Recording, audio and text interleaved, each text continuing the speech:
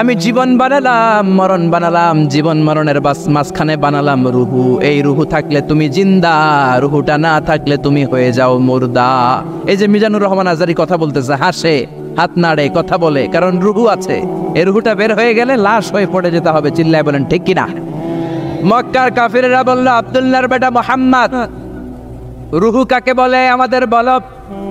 রুহু দেখতে কেমন, কেমন করে দেহের মধ্যে রুহু ঢুকে, কেমন করে রুহুটা দেহ থেকে উড়াল দেয়। এই রুহুর ব্যাপারে তথ্য দিতে পারলে কালিমা পড়ে সবাই মুসলমান হয়ে যাব। আপনারা রুহু দেখছেন কেউ? আপনার দাদা যে মারা গেল, বাবা যে মারা গেল, রুহুটা যে উড়াল দিল, দেখছেন? কালার কেমন, সাইজ কতটুকু, ওজন কতটুকু, দেখতে কেমন? আমরা কেউ রুহু দেখেছি? চিল্লায় বলেন দেখেছি। বিশ্বনবীরে বলা হলো, আব্দুল্লাহর বেটা মুহাম্মদ, রুহু কারে বলে যদি বলতে পারো কালিমা পড়বো। বিশ্বনবী বলতে পারে না, কারণ বিশ্বনবী মন গড়া কোনো কথা বলেন না। আকাশ থেকে গ্রিন সিগন্যাল আসলে তবেই বলেন, ঠিক কিনা? বিশ্বনবী আল্লাহ তাআলার পক্ষ থেকে গ্রিন সিগন্যাল পাওয়ার জন্য উপরে তাকিয়ে রইলেন। আয়াত নাজিল হয়ে গেল, ইয়াসআলুনাকা আনির রূহি কুলির রূহু মিন আমরি রাব্বি ওয়া মা উতীতুম মিনাল ইলমি ইল্লা কালিলা। ও নবী, লোকেরা আপনারা জিজ্ঞেস করে রূহ কাকে বলে। মা হুয়া রূহ, হোয়াট ইজ দ্য স্পিরিট? আপনি বলে দেন রূহ হলো আল্লাহর পক্ষ থেকে স্পেশাল অর্ডার। আল্লাহর অর্ডারে এই রুহুটা দেহের মধ্যে ঢুকে, আবার আল্লাহর অর্ডারে রুহু বের হয়ে যায়। আল্লাহু আকবার। এই রুহুটা মানুষের দেহে ঢুকে কার অর্ডারে, আবার বের হয়ে যাবে কার অর্ডারে? পৃথিবীর যত বিজ্ঞানীরা আছে সবাই মিলেও কি একটা রুহু বানাতে পারবে? জোরে বলেন না, রুহু বানাতে পারবে? আল্লাহ চ্যালেঞ্জ করে বললেন, ওমা উতীতুম মিনাল ইলমি ইল্লা কালিলা। তোমাদেরকে একেবারে যত সামান্য কিঞ্চিত জ্ঞান দিয়ে আমি তৈরি করেছি, তোমাদের এই লিমিটেড জ্ঞান দিয়ে রুহু বানানো যাবে? ইউনাইটেড স্টেটস অফ আমেরিকা একজন মেডিকেল সায়েন্টিস্ট এই চ্যালেঞ্জ গ্রহণ করলো। সে চ্যালেঞ্জ গ্রহণ করে বলল, আমি রুহু বের করে ছাড়বে। কি বের করব? রুহু। আমেরিকার ওই মেডিকেল সায়েন্টিস্ট সে চ্যালেঞ্জ করে বলল, আমি রুহু বানাবো। কি বানাবো? উত্তর দিতে হবে কিন্তু, কি বানাবো? রুহু বানাবো। কেমন করে রুহু বের হয় এটা আবিষ্কার করে আমি নোবেল প্রাইজ জিতবো, নোবেল লরেট হব। 7 বছর সে গবেষণা করলো মুমূর্ষু রোগীদের নিয়ে। মুমূর্ষু রোগী নিয়ে বসে থাকে, কখন রুহুটা বের হবে, রুহু ধরার জন্য বসে থাকে। কিন্তু 7 বছরে হাজার হাজার মুমূর্ষু রোগীর দেহ থেকে রুহু উড়াল দিয়েছে, কিন্তু রুহু ধরতে পারে নাই। সুবহানাল্লাহ কইবেন না? আচ্ছা, এইবার তার মাথায় একটা চিন্তা আসলো, না এই পন্থায় হাঁটলে তো হবে না, আমি একটা কাজ করি। বুলেট প্রুফের গ্লাস দিয়ে একটা ছোট্ট গ্লাসের রুম বানাই, ওই গ্লাসের ভেতরে মুমূর্ষু রোগী ঢুকায় দিব। বুলেট প্রুফ চিনেন তো? মানে গুলি মারলেও গুলি ঢুকবে না। আমাদের মাননীয় প্রধানমন্ত্রী, রাষ্ট্রপতি মহোদয়, ওনারা যে গাড়িগুলো চালায় এগুলো কিন্তু বুলেট প্রুফ, জানেন? গুলি মারলে গুলি ঢুকে না। তো উনি বুলেট প্রুফ গ্লাস দিয়ে, টেম্পার্ড গ্লাস দিয়ে ছোট্ট একটা রুম বানালেন, কাচের গ্লাস। উনি মনে মনে ভাবলেন, মুমূর্ষু রোগী যদি এই কাচের গ্লাসের ভেতরে ঢুকাই, যেহেতু বুলেট প্রুফ, কিছু ঢুকেও না, বাইরে হয় না, রুহু বাইরেবো কেমনে দেখি। তো কাচের গ্লাস বানিয়ে তার টিমের সবাইকে বলল, আইসিইউ থেকে একটা মুমূর্ষু রোগীকে ধরে আনো, আজকে আমি রুহু ধরে ছাড়ো। তো মুমূর্ষু রোগীকে আনা হয়েছে ইন্টেন্সিভ কেয়ার ইউনিট থেকে, তাকে কৃত্রিম অক্সিজেন দিয়ে লাইফ সাপোর্টে রাখা হয়েছে। মেডিকেল টিমের প্রধান বলে, এই লোকটারে এই বুলেট প্রুফ গ্লাসের যে ছোট্ট রুম, এটার ভিতরে ঢুকানোর আগে চেক হিজ বিপি, তার বিপি মাপ, ব্লাড প্রেশার মাপ। তো মেপে দেখে ঠিক আছে। ওজন মাপ, বলে ওজন মাপা হলো, ওজন হচ্ছে 80 কেজি, 80 কিলোগ্রাম। কত কেজি? 80। সবাই বলেন কত কেজি? 80 কেজি। এবার মেডিকেল টিমের প্রধান বলে, মুমূর্ষু রোগীটার ভিতরে ঢুকিয়ে দে। ঢুকানো হলো। এবার সে বলল, লাইফ সাপোর্ট খুলে ফেল। সবাই বলে, স্যার লাইফ সাপোর্ট খুলে ফেললে তো মরে যাবে। মেডিকেল টিমের প্রধানকে মারার জন্যই তো আনছি, এটার না মারলে আমি রুহু পাবো কেমনে? এটা রুহুটা তো বের করতে হবে দেহ থেকে। তো যেই কথা সেই কাজ, ঢুকানো হলো, লাইফ সাপোর্ট খুলে ফেলা হলো। লোকটা গ্লাস ফিটিং করা রুমের ভেতরে ছটফট করতে করতে দুনিয়া থেকে বিদায় নাই। এবার মেডিকেল টিমের প্রধান রুহু খুঁজতেছে, দুনিয়া থেকে বিদায়, তার মানে তো রুহু বের হয়ে গেছে, কিন্তু রুহু আর খুঁজে পায় না। গ্লাসের এই দিকে তাকায়, ওই দিকে তাকায়, নিচে উপরে, ডানে বায়ে, সামনে পেছনে, কোথাও রুহু নাই। রুহু খুঁজে পাওয়া যায় না। সে ভাবলো, আমি গ্লাসের দরজাটা খুলে হাত দিয়ে এরকম বাইং মাছ যেমনি হাতায়, এরকম হাতাইলে হয়তো রুহু পাবো।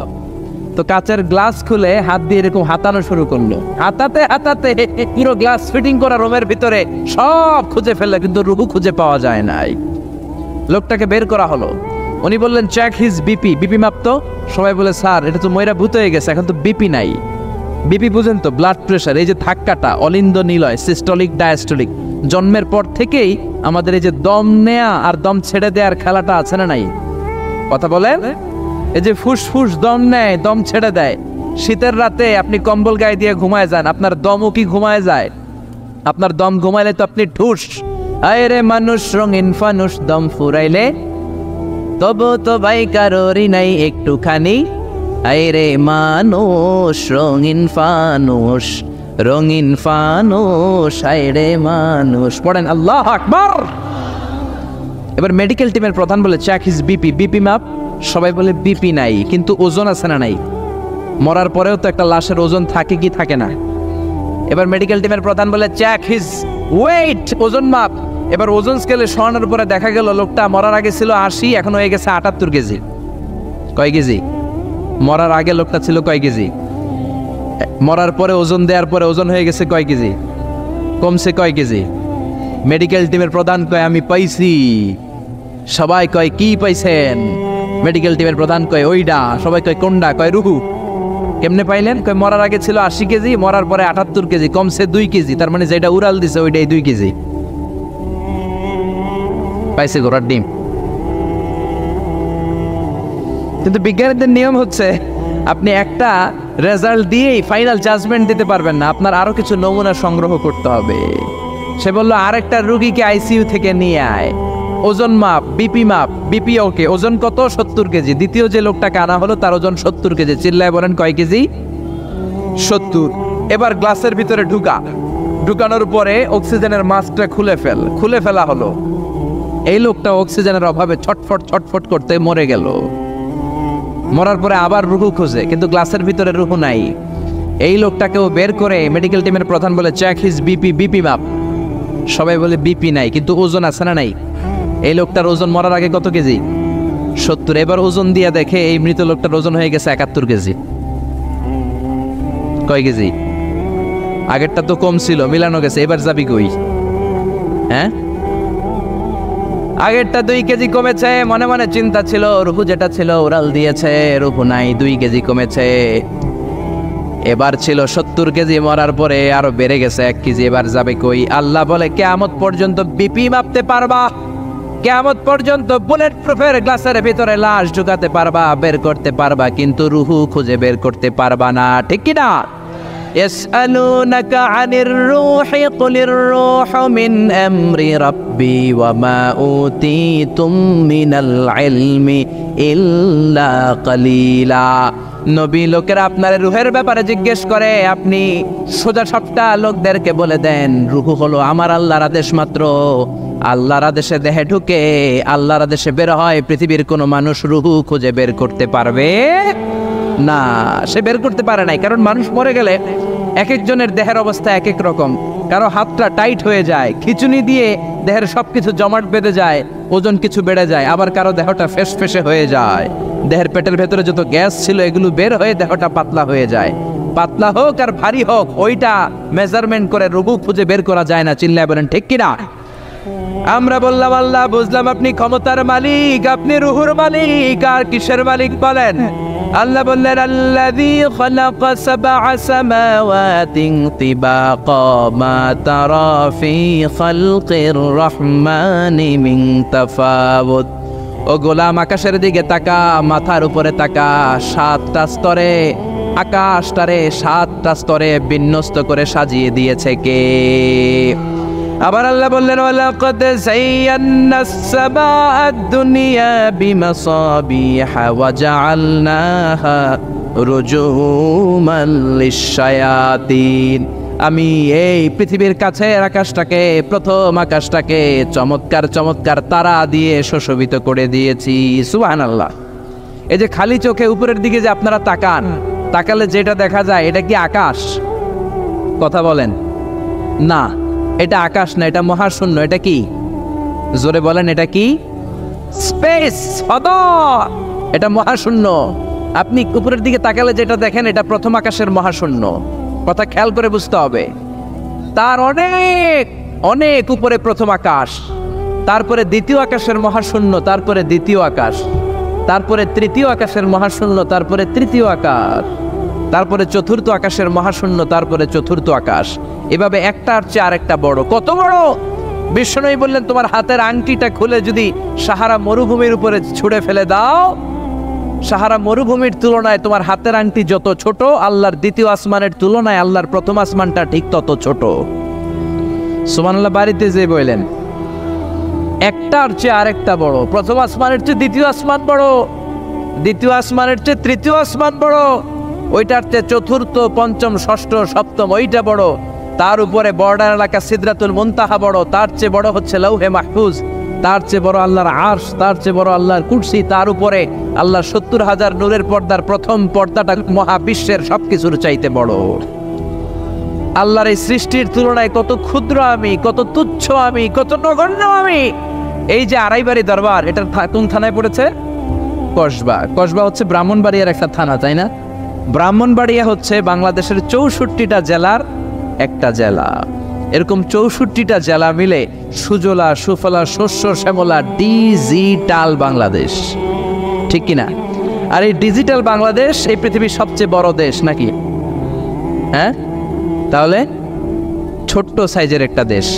এই যে পাশের ভারত, এই ভারতও বাংলাদেশের চেয়ে ২০-২৫ গুণ বড়। কানাডা প্রায় ১০০ গুণ বড়, রাশিয়া প্রায় ১৫০ গুণ বড়। এরকম ২০০টা দেশ নিয়ে পৃথিবীর ৩০ ভাগ স্থল, বাকি ৭০ ভাগ শুধু হানি আর হানি। বুঝতে পারছেন? ৩০ ভাগ হচ্ছে স্থল, বাকি ৭০ ভাগ জল। এই পুরোটা মিলে আমাদের পৃথিবী। এই পৃথিবী হচ্ছে সৌরজগতের খুব ছোট্ট সাইজের একটা গ্রহ। সৌরজগৎ নিয়ে যাদের কিছু পড়াশোনা আছে তারা জানবেন, এই সৌরজগতের একটা ছোট্ট বালিকণার চেয়েও ছোট সাইজের একটা গ্রহ হচ্ছে পৃথিবী। এই সৌরজগতের যে গ্রহগুলো আছে, এমনও গ্রহ আছে যেগুলো পৃথিবীর চাইতে সাইজে অনেক বড়। বৃহস্পতি নামে একটা গ্রহ আছে, বিশাল বড় সাইজের গ্রহ। যেই সূর্যের আলো পেয়ে আমরা বেঁচে আছি, এই সূর্যটা পৃথিবী থেকে ১৩ লক্ষ গুণ বড়। সুবহানাল্লাহ। বাড়িতে যে দেখছেন, বাড়িতে যে বলতে বললে এদিকে বলে ফেলায়, আসতে বলতে বললে চিল্লায় বলে। ডিজিটাল সিস্টেম, সরকার ডিজিটাল, দেশ ডিজিটাল, বক্তা ডিজিটাল, শ্রোতাও ডিজিটাল। আশা করি মাইকটাও ডিজিটাল না? আলহামদুলিল্লাহ, ডিজিটাল হতে হবে। তো এই সূর্যটা পৃথিবী থেকে ১৩ লক্ষ গুণ বড়। কত লক্ষ? Can you imagine, can you guess? এটা কি আপনি কল্পনা করতে পারেন? ১৩ লক্ষ পৃথিবী সূর্যের মধ্যে রাখার জায়গা করে দিয়েছে কে? সূর্য কি পৃথিবী থেকে মাত্র ১৩ গুণ বড়? ১৩০০ গুণ, ১৩,০০০ গুণ, ১৩ লক্ষ গুণ। তার মানে কি সূর্যই মহাবিশ্বের সবচেয়ে বড় গ্রহ, বড় তারা? না। ব্যাটেলজিউস নামে একটা তারা আছে, যে সূর্য পৃথিবী থেকে ১৩ লক্ষ গুণ বড়। ওই ব্যাটেলজিউস তারা আবার ওই সূর্যের চেয়ে ৩৩ কোটি গুণ বড়। তার মানে ব্যাটেলজিউস তারাই মহাবিশ্বের সবচেয়ে বড় তারা? না। ব্যাটেলজিউসের চেয়েও যে কত বড় তারা আছে তার কোনো ইয়ত্তা নাই। এরকম lakh lakh, million, billion, trillion, zillion, fillion, octillion, কত অক্ট্রিলিয়ন তারা যে আমাদের গ্যালাক্সি মিল্কি ওয়েতে আছে, ইউনাইটেড স্টেটস অফ আমেরিকার নাসার বিজ্ঞানীরা আজও হদিস করতে পারে নাই। চিল্লায় কোন আল্লাহু আকবার। সূর্যের পরে পৃথিবীর সবচেয়ে কাছের তারার নাম হচ্ছে প্রক্সিমা সেন্ট্রাই, তারপরে আলফা সেন্ট্রাই এ, আলফা সেন্ট্রাই বি, ইটা ক্যারিনা, ব্যাটেলজিউস একটার চেয়ে আরেকটা বড়। আসেন, এই শীতের রাতে আমরা সূর্যের পরে পৃথিবীর সবচেয়ে কাছের যেই তারা প্রক্সিমা সেন্ট্রাই, এই শীতকালের একটা পিকনিক করে আসি ওখান থেকে। প্রক্সিমা সেন্ট্রাইতে আমরা পিকনিক করতে যাবেন? ওখানে যদি আমরা শীতকালীন পিকনিক করতে যাই তাহলে আমাদের কত সময় লাগবে? ছোট্ট একটা আইডিয়া দেই। তো আমরা যে পিকনিকে যাব, যারা যারা হাত তোলেন, কিভাবে যাইবেন? গাড়িতে? কেন? প্লেনে? রকেটে? হ্যাঁ, রকেটে যাইতে হবে, প্লেনে যাওয়া যাবে না। কারণ বর্তমান বিশ্বের সবচেয়ে দ্রুতগামী যে প্যাসেঞ্জার প্লেন আবিষ্কার হয়েছে, এটার নাম হচ্ছে বোম সুপারসনিক। কি নাম? Bomb supersonic. Bomb bomb Afridi না, আবার বোম সুপারসনিক। এটা ঘন্টায় চলে ১৩০০ কিলোমিটার বেগে। এটা দিয়েও যাওয়া যাবে না, কারণ কোনো প্যাসেঞ্জার বিমান দিয়ে এই যে মাধ্যাকর্ষণ শক্তি, এটাকে ডিঙানো যায় না। আমাদেরকে যেতে হবে রকেট দিয়ে। কোন রকেট দিয়ে যাব? যে রকেট দিয়ে নীল আর্মস্ট্রং, এডউইন অলড্রিন আর মাইকেল কলিন্স 1969-এ চাঁদে নেমেছিল। ওই রকেটটার নাম হচ্ছে অ্যাপোলো 11। যারা যারা হাত তুলছেন একটু নামটা মুখস্থ রাখেন, অ্যাপোলো 11। তাহলে আপনি ঘুরে আসলে লোকেরা জিজ্ঞেস করতে পারে কোন রকেটে গেছিলেন, তখন বলতে হবে না অ্যাপোলো 11-এ গেছিলাম। তো ঠিক আছে, যারা যারা হাত তুললেন তারা আর আমি এখন পৃথিবী থেকে সবচেয়ে কাছের যে তারাটা প্রক্সিমা সেন্ট্রাই তার নাম, ওইখানে পিকনিকে যাব। তো এই যে রকেটটা দিয়ে যাব অ্যাপোলো 11, এটা কত দ্রুত চলে এটা আগে শোনেন। এই অ্যাপোলো 11 সেকেন্ডে চলে 11 কিলোমিটার বেগে, মিনিটে চলে 660 কিলোমিটার বেগে, আর ঘন্টায় চলে 39,000 কিলোমিটার বেগে। সুবহানাল্লাহ, মজা করে কইতে পারলেন না? 39,000 কিলোমিটার বেগে ঘন্টায় চলে। আচ্ছা, বাংলাদেশ থেকে আমেরিকা কত কিলো হবে? 8-10,000 কিলো। তার মানে এই রকেটটা দিয়ে বাংলাদেশ থেকে আমেরিকায় 1 ঘন্টায় 4 বার আসা যাওয়া করা যাবে। সুবহানাল্লাহ পড়েন। তো যারা যারা হাত তুলেছেন, আসেন আমরা এই রকেট দিয়ে পৃথিবীর সবচাইতে কাছের তারা প্রক্সিমা সেন্ট্রাইতে শীতকালের পিকনিকে যাব। কিন্তু যাবেন যে কত সময় লাগবে এটাও তো জানার দরকার আছে না নাই? যেই রকেটটা অ্যাপোলো 11 ঘন্টায় চলে কত হাজার কিলোমিটার বেগে? 39,000 কিলোমিটার বেগে। 39,000 কিলোমিটার বেগে ছুটে এরকম একটা রকেট দিয়ে যদি পৃথিবীর সবচেয়ে কাছের তারায় আমরা পৌঁছতে চাই, আমাদের 1,15,000 বছর লেগে যাবে। কেন ইমাজিন? আপনি কল্পনা করতে পারেন যে রকেটটা ঘন্টায় ছুটবে আপনাকে নিয়ে 39,000 কিলোমিটার বেগে, ওই রকেটটা দিয়ে পৃথিবীর সবচেয়ে কাছের যে তারাটা ওইটাতে পৌঁছতে আমাদের 1,15,000 বছর লেগে যাবে। তার মানে আল্লাহ যদি বলে যা আজারি কি আর করবি, তোর যখন এত শখ হয়েছে, যারা যারা হাত তুলছে তোরে আর ওদেরকে আমি 1,15,000 বছর হায়াত দিয়ে দিলাম। তা আমরা যদি যাইতে শুরু করি, বাকি যারা হাত তোলা নাই এরা মরে ভূত হয়ে যাবে। শুধু এরা না, এদের নাতিপুতিও মরে শেষ, আমাদের নাতিপুতিও শেষ। সবাই মরতে মরতে মরতে মরতে 6,000 প্রজন্ম, 6,000 জেনারেশন যখন মরে ভূত হয়ে যাবে, তখন আমাদের ওই তারার মধ্যে নামার সময় হবে। সুবহানাল্লাহ কইবেন না? গ্রিক সভ্যতার সময়কালে গ্রিকদের একটা সভ্যতা আছে, নাম শুনছেন না? গ্রিক সভ্যতা, মিশরীয় সভ্যতা, মেসোপটেমিয়াম সভ্যতা, ইনকা সভ্যতা, মহেঞ্জোদারো সভ্যতা, চিচেন ইৎজা সভ্যতা।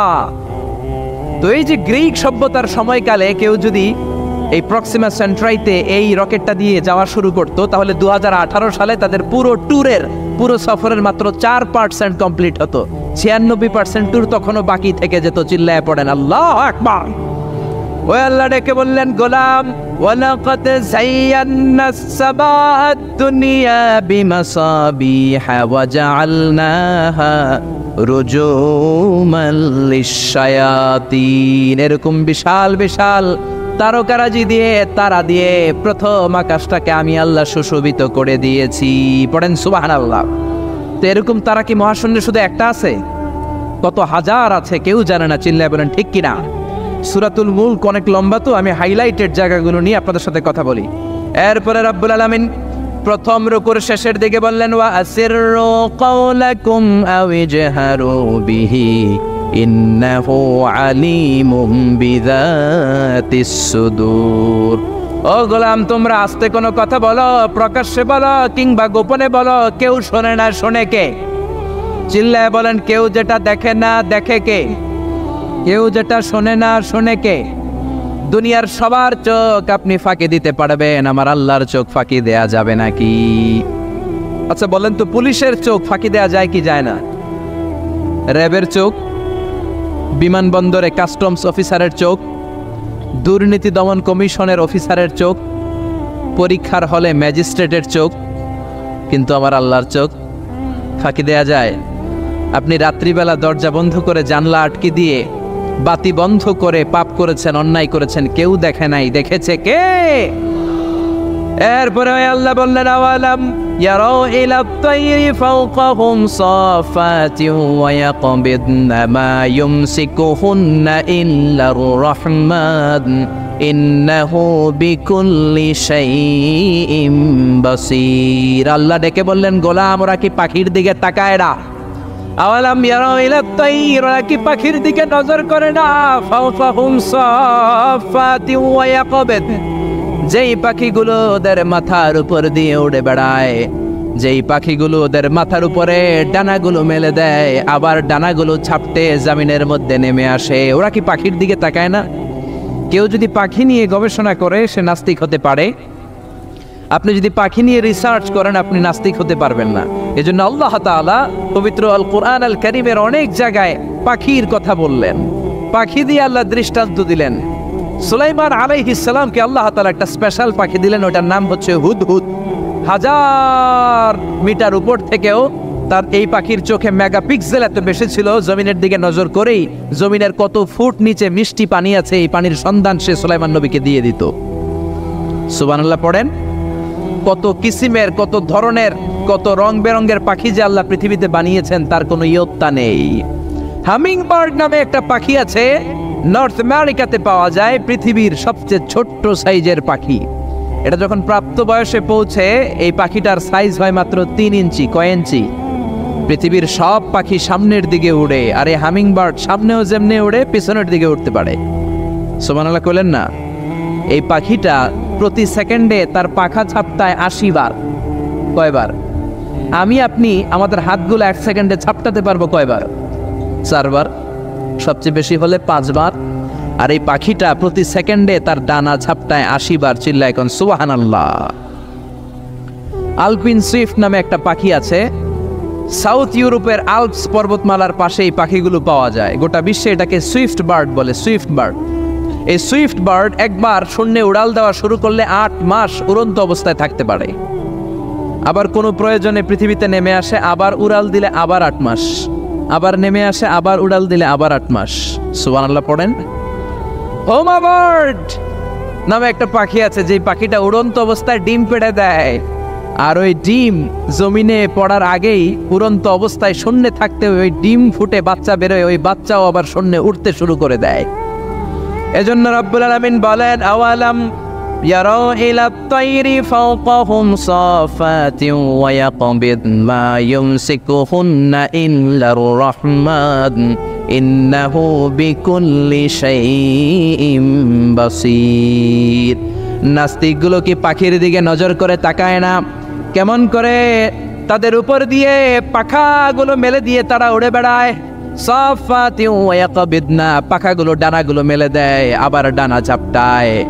এই পাখিগুলোকে শূন্যে কেউ ধরে রাখে নাই, ধরে রেখেছে একজন, তিনি হলেন আমার আল্লাহ। তিনি কে? এই যে পাখিগুলো শূন্যে উড়ন্ত অবস্থায় থাকতে পারে, ওদেরকে শূন্যে উড়ন্ত অবস্থায় রাখলো কে? জোরে বলেন কে? ছোট্ট হাঁসের বাচ্চা পৃথিবীতে আসার সাথে সাথে কেমন করে পানিতে সাঁতার কাটে? কে এই হাঁসের বাচ্চারা শিখালো যে তোর ডানা ঝাপটাতে হবে, পা নাড়াতে হবে? শিখালো কে? গাভীর পেট থেকে বাছুর বের হয়েই গাভীর ওলানের মধ্যে ঢু মারে, কে ওরে শিখালো ওই জায়গায় ঢু দে, ওইখানে ঢু মারলেই তোর রিজিক বেরোবে? কে শিখালো? সুবহানাল্লাহ কইতে মন চায় না? এজন্য আল্লাহ বললেন, ওরা কি পাখির দিকে তাকায় না? পাখির দিকে তাকালে তো পৃথিবীর কোনো মানুষ নাস্তিক থাকতে পারে না। পাখিকে আরবিতে কি বলে বলেন তো দেখি? হ্যাঁ, কি? তয়ের। হ্যাঁ, তয়ের। আর বিমানকে আরবিতে কি বলে কে জানে? তয়ের, তয়রান, তয়ের একই জিনিস। বিমান আরবিও যা, পাখি আরবিও তা। Birds and aeroplane maintain the same flying mechanism while flying. পাখি আর বিমান যখন আকাশে উড়ে একই সিস্টেমে উড়ে। এজন্য এই পাখির উপর রিসার্চ করে বিমান আবিষ্কার হয়েছে। সুবহানাল্লাহ পড়েন। কিন্তু আফসোসের বিষয় হচ্ছে আমরা বানাতে পারি নাই, এটা বানিয়েছে ইহুদিরা। Wilbur right or will write, দুই ভাই মিলে বিমান বানিয়েছে 1903 সালে। ইউনাইটেড স্টেটস অফ আমেরিকার নাগরিক, এই দুই ভাই মিলে তারা বিমান বানিয়ে ফেললো। আমরা বানাতে পারি নাই। আমরা আছি মদ আর নারী নিয়ে, আমরা আছি হিন্দি সিনেমা নিয়ে, আমরা আছি মারামারি নিয়ে, আমরা আছি কাফের ফতুয়া দেয়া নিয়ে, আমরা আছি তর্কাতর্কি নিয়ে, জি বাংলা নিয়ে, স্টার জলসা নিয়ে, কিরণমালা নিয়ে। চিল্লায় বলেন ঠিক কিনা? স্টার জলসা হায়ারে জিহি বাংলা, নষ্ট করলো হয়ে আমার সোনার বাংলা। স্টার জলসা হায়ারে জিহি বাংলা, নষ্ট করলো হয়ে আমার সোনার বাংলা। ঠিক কিনা? কেমন করে পরকিয়া করতে হবে, শাশুড়ি বউয়ের মধ্যে কেমন করে কুটনামি লাগাতে হবে, এগুলো ট্রেনিং জি বাংলা, স্টার জলসা, হিন্দি সিনেমার ভেতরে আছে না নাই? আমরা এগুলো নিয়ে ব্যস্ত, কাফের ফতুয়া নিয়ে ব্যস্ত। কথায় কথায় আমাদের মুখ দিয়ে বেরোয়, তুই কাফের, তুই 3 কারণে কাফের, তুই 5 কারণে কাফের, তুই 6 কারণে কাফের। এই কাফের মরলে, এই কাফেরকে যেখানে কবর দেয়া হবে, ওই কবরের উপর যে ঘাস উঠবে, ওই ঘাস যে গাভী খাবে, ওই গাভীর দুধ যে খাবে, ওইটাও কাফের। এরকম ফতোয়া আছে না নাই? তো আমরা এই ফতোয়াবাজি নিয়ে ব্যস্ত। উইলবার রাইট আর অরভিল রাইট কোরআনের এই আয়াতের উপর রিসার্চ করে, গবেষণা করে এরা 2জন বিমান বানিয়ে ফেললেন। এই 2 ভাই পাহাড়ের মধ্যে শুয়ে কত পাখি যে দেখেছে, কত পাখির ছবি যে এঁকেছে, কত পাখির মোশন অ্যান্ড মুভমেন্ট নিয়ে তারা গবেষণা করেছে। করতে করতে করতে এই 2 ভাই বিমান বানিয়ে ফেলেছে। তবে এখনকার মতো এত উন্নত বিমান নয়, ছোট্টখাট্ট বিমান, একটু উড়ে আবার ধপাস করে জমিনে পড়ে, একটু উড়ে আবার ধপাস করে জমিনে পড়ে। সর্বপ্রথম ফ্রান্সের এক শহর থেকে আরেক শহরে, পৃথিবীর প্রথম প্যাসেঞ্জার বিমান এক শহর থেকে আরেক শহরে ল্যান্ড করেছে। এই তো মানুষের স্বপ্ন বাস্তবায়িত হয়ে গিয়েছে। এতদিন মানুষ শুধু দেখতো, হায় রে পাখি উড়ে, আমরা উঠতে পারি না। এখন পাখির চেয়েও আরো দ্রুত বেগে আমরা উড়ি, ঠিক কিনা? এই যে আপনারা হজে যান, কিভাবে যান? প্লেনে যান। প্লেনে যান তো বুঝলাম, উড়ে উড়ে যান না? পাখি আর কত দ্রুত উড়ে, পাখির চেয়েও দ্রুত বেগে আমরা উঠতে পারি, চিল্লায় বলেন ঠিক কিনা? এই বিমান আবিষ্কার হওয়ার আগ পর্যন্ত পৃথিবীর সব দেশের ছিল শুধু সেনাবাহিনী আর নৌবাহিনী। বিমান আবিষ্কারের পর শুরু হয়ে গেল বিমান বাহিনী। এখন সব স্বাধীন দেশের বিমান বাহিনী আছে না নাই? Air force, military. এখন মানুষ ড্রোন হামলা করে, মিসাইল হামলা করে, ব্যালিস্টিক ক্ষেপণাস্ত্র দিয়ে হামলা করে। United states of America little boy and fat man নামে 2টা পারমাণবিক বোমা দিয়ে জাপানের হিরোশিমা নাগাসাকিকে ধ্বংস করে মেসাকার করে দিয়েছে। এমনভাবে ধ্বংস করেছে, তারপরে কয়েক প্রজন্ম যারাই জন্ম নিত জাপানের হিরোশিমা নাগাসাকিতে, বিকলাঙ্গ হয়ে জন্মাতো। হয় হাত নাই, নয় পা নাই, নয় চোখ নাই, নয় ঠ্যাং নাই, চিল্লায় বলেন ঠিক কিনা? এজন্য আল্লাহ বললেন, গোলাম আওয়ালাম ইয়ারাউ ইলা আত-তায়রি ফাওকাহুম সাফাতিন ওয়া ইয়াকবিদ মা ইউমসিকুহুন্না ইল্লার রাহমান ইন্নাহু বিকুল্লি শাইইন বাসীর। এই পৃথিবীর স্বঘোষিত নাস্তিকগুলা কি পাখির দিকে নজর করে তাকায় না? পাখি নিয়ে কোনো নাস্তিক যদি গবেষণা করে, ওই নাস্তিক আর নাস্তিক থাকতে পারে না। ওরে নাস্তিক থেকে আস্তিক বানায়া দিবে কে? এরপর আল্লাহ বললেন, আম্মান হাযাল্লাযী ইয়ারযুকুকুম ইন আমসাকা রিজকাহু বাল্লাজ্জু ফী উতুওয়িন ওয়া নুফুর। আল্লাহ বললেন, ও গোলাম, আমি আল্লাহ রিজিক দেই। আমি আল্লাহ যদি তোদের রিজিক বন্ধ করে দেই, কে আছে তোদের রিজিক দিতে পারে? রিজিক দেওয়ার মালিক কে? পৃথিবীতে যত খাবার আছে, সব খাবারগুলো যদি নষ্ট হয়ে যায়, আমাদেরকে খাবার দিবে কে? ঘুম থেকে উঠে দেখলেন কোথাও কোনো খাবার নাই, বাজারে ফলমূল নাই, বিস্কুট নাই, আলু নাই, সিঙ্গারা নাই, কিচ্ছু নাই। ক্ষেতের মধ্যে কোনো ফসল নাই, গাছের মধ্যে ফুল ফল কিচ্ছু নাই। এরকম যখন অবস্থা হয়ে যাবে, আল্লাহ যদি রিজিকগুলো দেয়া বন্ধ করে দেয়, আপনাদেরকে রিজিক দিবে কে? খাদ্য দিবে কে? নাকি আপনাদের খাদ্যমন্ত্রী? আপনাদের খাদ্যমন্ত্রীও রিজিক দিতে পারবে না? প্রধানমন্ত্রী? জোরে বলেন। এজন্য আল্লাহ বললেন, ওমা মিন দাব্বাতিন ফিল আরদি ইল্লা আলাল্লাহি রিজকুহা। এই জমিনের মধ্যে যত ধরনের প্রাণী আছে, মাছ আছে, পশু আছে, সব প্রাণীগুলাকে, মানুষগুলাকে রিজিক দেয় কে?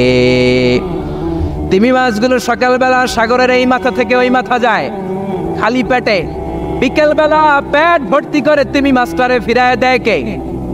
বাবুই পাখি সকালবেলা বাসা থেকে খালি পেটে বের হয়ে যায়, বাবুই পাখির পেট ভর্তি করে বিকেল বেলায় বাসায় ফিরিয়ে দেয় কে? রিক্সাওয়ালা সকালবেলা আল্লাহর নাম নিয়ে খালি পকেটে রিক্সা নিয়ে বের হয়ে যায়, বিকেল বেলা রিক্সাওয়ালার পকেট ভর্তি করে রিক্সাওয়ালাকে বাড়িতে ফিরায় দেয় কে? এজন্য রিজিক দেওয়ার মালিক একজন, তিনি কে? চিল্লায় বলেন না, তিনি কে? আল্লাহ ছাড়া কেউ রিজিকের ব্যবস্থা করতে পারে না। সাইয়েদনা সুলাইমান আলাইহিস সালাম ছিলেন গোটা বিশ্বের বাদশা। 4 জন বাদশা যারা গোটা বিশ্বকে শাসন করেছে। এই 4 জনের 2 জন হচ্ছে মুমিন, 2 জন কাফের। কাফেরের একজন হচ্ছে নমরুদ, আরেকজন হচ্ছে বখতনাসর। এই বখতনাসরকে ইংরেজিতে বলে Nebuchadnezzar the second. He was the constructor of the hanging garden of Babylon. ব্যাবিলনের শূন্য উদ্যানের নির্মাতা। এই 2 জন কাফির শাসক গোটা বিশ্বের বাদশা ছিল। আর মুমিন ছিল দুইজন, একজন সাইয়েদনা সুলাইমান আলাইহিস সালাম, আরেকজন হচ্ছে যুলকারনাইন। কোন সুবহানাল্লাহ। তো সুলাইমান আলাইহিস সালাম আল্লাহর জালিল কদর পয়গম্বর, আল্লাহরে বললেন, আল্লাহ তুমি আমারে গোটা বিশ্বের বাদশা বানালা, আমি চাই একদিন আমি গোটা বিশ্বের সব মানুষ, প্রাণী আর মাছগুলোকে লাঞ্চ খাওয়াবো। লাঞ্চ কি খাওয়াবো? লাঞ্চ বুঝেন তো আপনারা? লাঞ্চ মানে কি? দুপুরের খাবার। আচ্ছা, তো সাইয়েদনা সুলাইমান আলাইহিস সালাম ইচ্ছা পোষণ করলেন, আল্লাহ এই বর্ণনাটা মিনাল ইসরাইলিয়াত, ইসরায়েলি বর্ণনা, কিন্তু বর্ণনা করা যাবে, সমস্যা নাই। ওয়া হাদিসু আন বানি ইসরাঈলা ওয়ালা হারাজ, সমস্যা নাই, এটা আমাদের কোরআন বা হাদিসের কোনো আয়াতের সাথে কন্ট্রাডিক্ট করে না, এজন্য বর্ণনা করা যায়। তো সাইয়েদনা সুলাইমান বললেন, আল্লাহ গোটা বিশ্বের সব প্রাণীকুল, পশুকুল, পক্ষীকুল, মৎস্যকুল, মানবকুল, জিনকুল, সবাইকে আমি একবেলা কি খাওয়াবো? সবাই বলেন, কথা বলেন না। লাঞ্চ খাওয়াবো, দুপুরের খাবার। সবাই বলেন কি খাওয়াবে? দুপুরের খাবার খাওয়াবো। আল্লাহ বললেন, no, it's not your duty man, it's not your job. Sulaiman, এটা তোমার কাজ না, এটা আমার কাজ, তুমি পারবা না। সাইয়েদনা সুলাইমান বললেন, আল্লাহ লেট মি ট্রাই, আমার একটু চেষ্টা করতে দেন না, আমার মনে বড় শখ, গোটা বিশ্বের বাদশা আমারে বানায় দিলেন, গোটা বিশ্বের প্রেসিডেন্ট করে আপনি আমাকে সিলেক্ট করলেন, আমি যদি একবেলা সবারে মেহমানদারি করাইতে পারতাম, আমার কলিজাটা ঠান্ডা হয়ে যেত। সুলাইমান আলাইহিস সালামও জোরাজুরি করতে শুরু করলেন, আল্লাহও রাজি হয় না, সুলাইমান নবীও ছাড়েন না।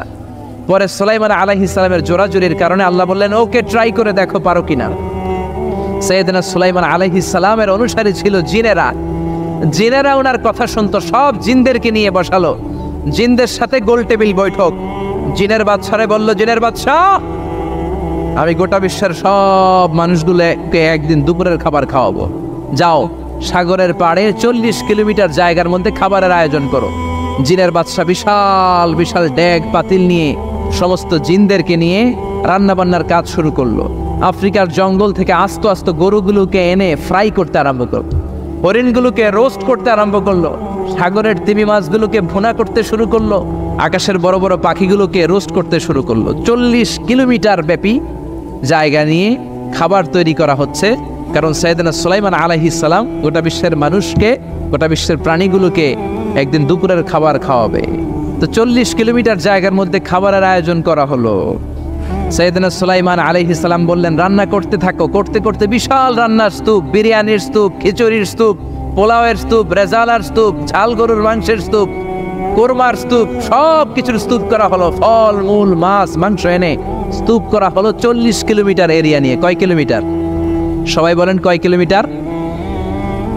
সব যখন রান্না শেষ, চলে এলো সেই মাহেন্দ্রক্ষণ, সেই মাহেন্দ্র দিন, যেদিন তিনি আপ্যায়ন করাবেন। সাইয়েদনা সুলাইমান আলাইহিস সালাম উদ্বোধনী ভাষণ দিবেন, মানে উদ্বোধন করবেন। খাবার উদ্বোধন করা লাগবে না, এটা তো গোটা বিশ্বের মানুষ খাবে, মহাবিশ্বের সব প্রাণী খাবে।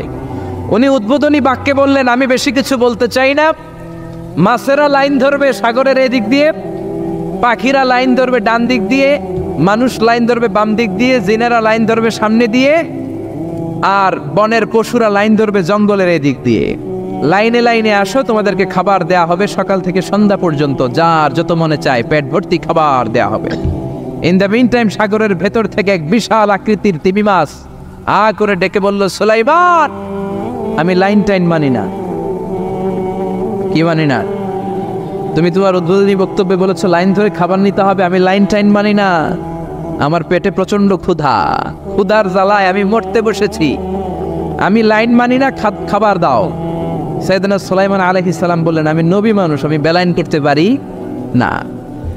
সাইয়েদনা সুলাইমান বললেন, আমি লাইন ছাড়া খাবার দিতে পারি না। তিমি মাছ বলে, আমি লাইন মানি না, আমার পেটের ভেতরে এত ক্ষুধা, ক্ষুধার জ্বালায় আমি মরে যাচ্ছি। তোমার এই মেহমানখানায় এসে খাবারের অভাবে আমি যদি তিমি মাছ মারা যাই, কিয়ামতের দিন আল্লাহ তোমারে ছাড়বে না রে সুলাইমান। সুলাইমান আলাইহিস সালাম পড়ে গেছে বিপদে। হায় হায়, আসলে যেটা যদি মরে যায় তাহলে তো সমস্যা, এটা ব্যাড রেকর্ড হয়ে যাবে, ঠিক কিনা? তো উনিও লাইন মেনটেন করতে বলতেছে, তিমি মাছও লাইন মানবে না, বেলাইন। কিছু লোক আছে এরকম, পুলিশ দ্বারা আছে, র্যাব দ্বারা আছে, ওর মধ্যে বেলাইন করে ফেলা আছে না নাই? তিমি মাছ বলে, আমি লাইন টাইন মানি না। তো সুলাইমান আলাইহিস সালাম বললেন, ঠিক আছে, সবার জন্য লাইন, শুধু এইটার জন্য বেলাইন। উনি ঘোষণা দিলেন, যাও এটারে খাবার দাও।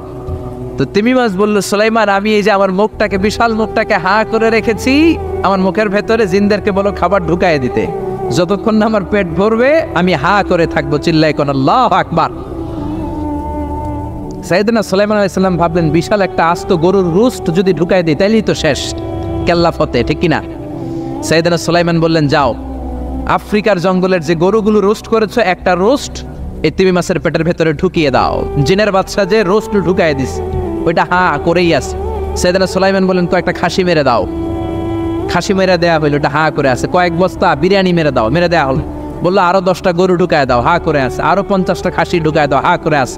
আরো কয়েক হাজার তিমি মাছ রোস্ট করে ঢুকায় দাও, ঢুকায় দিয়েছে। খাবার যত আছে দিতে শুরু করলো। ইন দ্য মিন টাইম 1 কিলোমিটারের খাবার শেষ। সুবহানাল্লাহ কইবেন না? তিমি মাছ বিশাল বড় হা করে বসে আছে সাগরে। জিনের বাদশা খাবার দিতে লাগলো। 1 কিলোমিটার শেষ, 5 কিলোমিটার শেষ, 10 কিলোমিটার শেষ, 20 কিলোমিটার শেষ, 30 কিলোমিটার শেষ, 40 কিলোমিটার শেষ। এখনো তিমি মাছের মুখ হা করা আছে না নাই? সাইয়েদনা সুলাইমান সিজদায় পড়ে গেলেন, আল্লাহর ডেকে বললেন, মাবুদ রে, আমি বুঝতে পারি না আসলে রিজিক দেওয়ার মালিক আমরা না, গোটা বিশ্বের সবাইকে খাওয়ানোর ক্ষমতা আমার নাই, রিজিকের মালিক একজন, তিনি কে? তিমি মাছ ডেকে বলে, ও সুলাইমান, প্রতিদিন রব্বুল আলামিন 3 লোকমা খাবার আমারে খাওয়ায়, 3 লোকমা খাবার সাগর থেকে আমাকে সংগ্রহ করে দেয়। তুমি যে 40 কিলোমিটারের সব খাবারগুলো আমার পেটের ভেতরে ঢুকিয়ে দিয়েছো সুলাইমান, আল্লাহর 3 লোকমা খাবারের 1 লোকমার সমানও হয় নাই। ওই মেয়ে আপনার শৈশব আছে না নাই?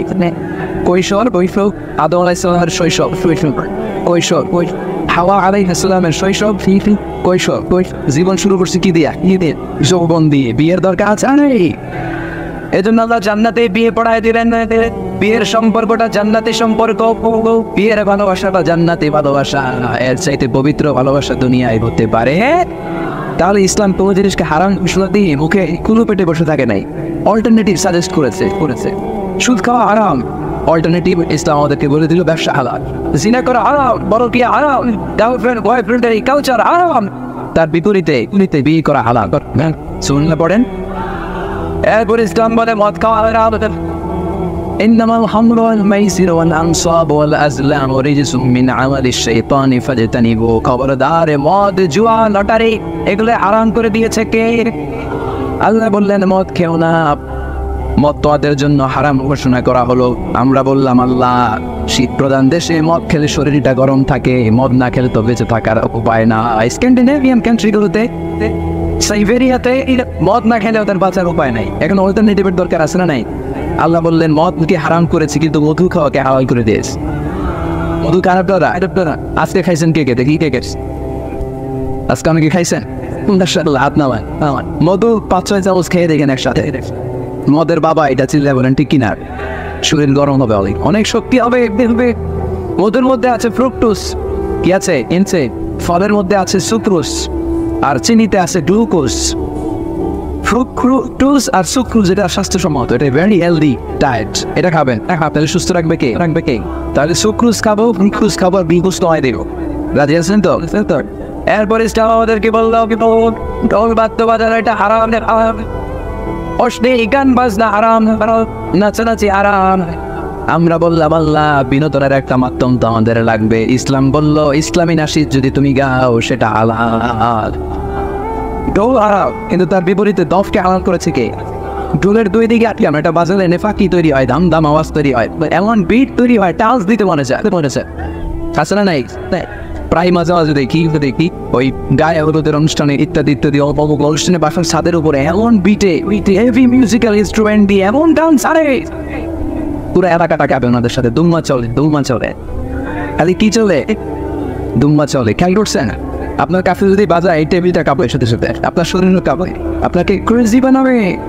ইসলাম বলেছে না, যেটা তোমাকে ক্রেজি বানায়, যেটা তোমাকে অস্থির বানায়, যেটা তোমাকে অস্থির বানায়, ওটাকে হারাম করেছে কে? কি? কিন্তু তার বিপরীতে সুস্থ বিনোদন আমাদের জন্য হালাল করে দিয়েছে কে? ঢোল বাজানো আরো, কিন্তু ঢোলের বিপরীতে ইসলাম আমাদের জন্য দফ বাজানো জায়েজ করে দিলেন। আল্লাহর হাবিব সাল্লাল্লাহু আলাইহি ওয়াসাল্লাম যখন মক্কা থেকে হিজরত করে মদিনাতে গেলেন, মদিনার সানিয়াতুল ওয়াদা নামক জায়গায় মদিনার আবাল বৃদ্ধ বনিতা সাহাবারা, নারীরা, পুরুষেরা, ছোট্ট সোনামণিরা দফ হাতে নিয়ে বিশ্বনবীকে ওয়েলকাম জানাতে শুরু করলো। আল বাদরু আলাইনা من ثنيات الوداع وجب الشكر علينا ما دعا لله دانا أيها المبعوث بنا جئت من أمر مطاع جئت شرفت المدينة مرحبا يا خير دانا شوي পড়েন طلع البدر علينا من ثنيات الوداع وجب الشكر علينا ما دعا لله دانا সুবহানাল্লাহ পড়েন। এই যে আমরা নাশিদটা গাইলাম, এটা হালাল না হারাম? সাথে যদি দফও থাকতো, আমরা যদি দফও বাজাইতাম, এটা হালাল না হারাম? এটা হালাল। এটা দেখেন কি সুন্দর check and balance, Islam check and balance করেছে। কতটা ভারসাম্যপূর্ণ জীবন ব্যবস্থা আমরা পেয়েছি, কত চমৎকার আমাদের শরিয়া। এটারে আমরা কঠিন বানাই, বল বাজানো হারাম, কিন্তু তার বিপরীতে দফ বাজানোকে হালাল করে দিয়েছে কে? আবার আল্লাহর হাবিব সাল্লাল্লাহু আলাইহি ওয়াসাল্লাম বলতেন আলিনু আন নিকাহ বিদ-দুফুল ফুকু, এলাকায় যখন তোমাদের কারো বিয়ে হয় দফ নিয়ে ব্যান্ড পার্টি করে জানিয়ে দাও। ডোলের ব্যান্ড পার্টি না, গিটারের না, হারমোনিয়ামের না, বংশী বাজায় কে রে সখী, বংশী বাজায় কে? বাজায় ওই বংশী দিয়ে না, বংশী হারাম, বাঁশি বাজানো হারাম, কিন্তু দফ বাজানোকে হালাল করে দিয়েছে কে? বিয়ের ঘোষণায় দফ বাজিয়ে ব্যান্ড পার্টি করতে বলেছে বিষ্ণু ইসলাম। কারণ বিয়েতে একজন নারী পুরুষের যেই সম্পর্ক হয়, জিনা বা ব্যভিচারে একই সম্পর্ক হয়। পার্থক্য হচ্ছে এটা সামাজিক স্বীকৃতি আছে, জিনার স্বীকৃতি নাই, ঠিক কিনা? ঠিক কিনা? এই জন্য বিয়ে গোপন করে করা যায় না, এটা অ্যানাউন্স করে করতে হয়। ওমর ফারুক রাদিয়াল্লাহু তাআলা আনহু যখন মদিনার খলিফা, উনি বলতেন লুকিয়ে লুকিয়ে যদি কেউ বিয়ে করে, সমাজের আশেপাশে তার প্রতিবেশীরা যদি তাদের দাম্পত্য জীবন সম্পর্কে না জানে, আমি তাদের দুইজনকে জিনার শাস্তি দেবো। কারণ লুকিয়ে বিয়ে করা যায় না, সবাইকে জানিয়ে অ্যানাউন্স করে সবার দোয়া নিয়ে বিয়ে পিড়িতে বসতে হয়। চিল্লায় বলেন ঠিক কিনা? এজন্য ইসলাম শুধু আরাম বলে জিকির করে নাই, যেখানেই আরাম তার বিপরীতে ইসলাম হালালের বিকল্প দিয়েছে, ঠিক কিনা? এই নিয়মটা বুঝতে পারছেন? সবার কাছে ক্লিয়ার? 4 নম্বর মূলনীতি হচ্ছে ইসলাম যে জিনিসটাকেই হারাম বলেছে তার পেছনে লজিক আছে, যুক্তি আছে, কারণ আছে। 3টা কারণ থাকার কারণে কোনো বিষয়কে ইসলাম হারাম বলে। হয়তো সেটা খুবই অপবিত্র, যেমন পেশাব পায়খানা খাওয়া যাবে, হালাল না হারাম? কারণ এটা অপবিত্র, ঠিক কিনা? 2 নম্বর হচ্ছে মদের, এটা ক্ষতিকর। ইয়াবা খাওয়া, তার মধ্যে অনেক লাভ আছে না? হ্যাঁ, গাঞ্জা খাওয়া, সিগারেট খাওয়া, হ্যাঁ, স্মোকিং কজেস ক্যান্সার। ধূমপানে কি হয়? কর্কট রোগ হয়। পৃথিবীতে এই একমাত্র খাবার যেটা টয়লেটে ঢুকে খাওয়া যায়।